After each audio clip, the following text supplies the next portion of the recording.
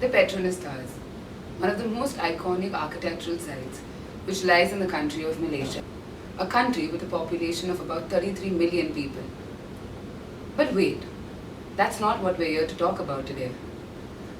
Did you know that India is at an unemployment rate of about 6.4% today, which is equivalent to the population of Malaysia? Yes, you heard correct. The unemployment in India has reached an all-time high, and 33 million people in our country are unemployed. But how did we get here? What went wrong? Was it political? Was it social? Was it something that went wrong with the citizens of the country? Let's take a look. So now we're going to first see what caused this unemployment and what has brought us to this standpoint. There are multiple reasons which have led to this unemployment, but today we are focusing on 3 such reasons which have led us here. Firstly is the slow creation of jobs in the country.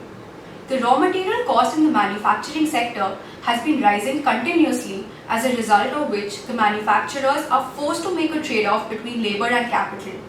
Moreover, government initiatives such as demonetization and GST have severely impacted the informal sector, which are heavily dependent on cash, and the informal sector comprises 80% of the total workforce population.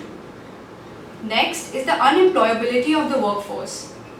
For the first time in the country, the labour force participation rate is only at a 50%, which means that 50% of the working population is contributing nothing to the economic activity. This is cropping up because of 2 main reasons. Firstly, the women participation in the workforce population has declined considerably to only a 26% in 2018. A recent case study suggests that 40% of the working women, they quit their jobs after the maternity leave. And secondly, there's a gap that exists between the expectations of the employers and the skills that the graduating students possess because of the lack of vocational studies. Lastly, it is the stringent labour laws in the country that are prevalent which have ignited the spark of unemployment. The government, however, has taken some initiatives recently, such as Skill India and Make in India, which have contributed in the increase in the ease of doing business index in the country from 130 to a 77 in the last 3 years. But is this enough to tackle a problem of such magnitude?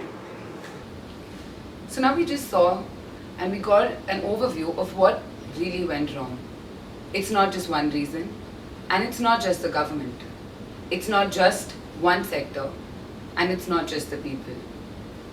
So it's obviously a bigger problem, and it's obviously got to have multiple solutions. And I think we as a nation have to work towards it. Let's now have a look at what we can do as a nation to tackle this problem. We have 4 key recommendations for the government to tackle the unemployment conundrum in India. First, facilitating the growth of startups in the agriculture sector and in labor-intensive industries and manufacturing. For this, the government needs to set up at least 1 incubation center for startups in each state to provide access to funds, to provide access to technology. The government should immediately introduce a tax holiday for 5 years for startups in the agriculture sector. Second, India has a slew of archaic labor reforms which really makes it difficult for industries to scale up. For instance, there is the Industrial Disputes Act, which mandates that any firm with 100 or more workers needs to seek the permission of the government to lay off workers. The floor should be increased to at least 300. And this is just the beginning. There are n number of laws in the country which make it very, very difficult for employers to scale up and invest in more industries. Third, the vocational educational curriculum that is used in the country should be based on the inputs of the industry. For instance, if there is a course on textile design, then the curriculum should be based on the recommendations given by the Confederation of Indian Textile Industries. Fourth, the government urgently needs to expand the network of affordable child care services in the country. For this, we recommend that the government should increase the working time for Anganwadi centers in villages from 6 hours per day to 10 hours per day. And the government should on its own and with the support of NGOs, build up a network of childcare service centers which provide affordable childcare services for women to enter into the workforce in all Tier 1, Tier 2 and Tier 3 cities. So we just had a look at the various causes of how the unemployment rate in India has reached this all-time high. We also did give some recommendations as to how we as a nation can improve this ratio. But is that enough? I think it's time that we all come together and work towards this goal of reducing the unemployment rate in India.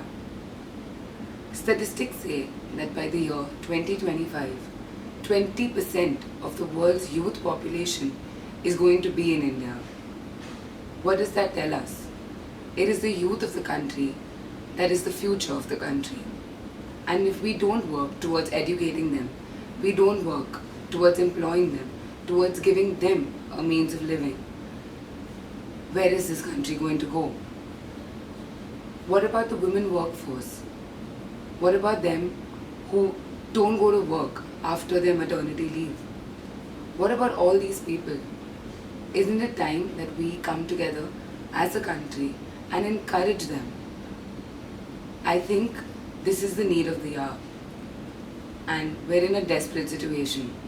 And unless all of us together come as one nation, it's never going to improve.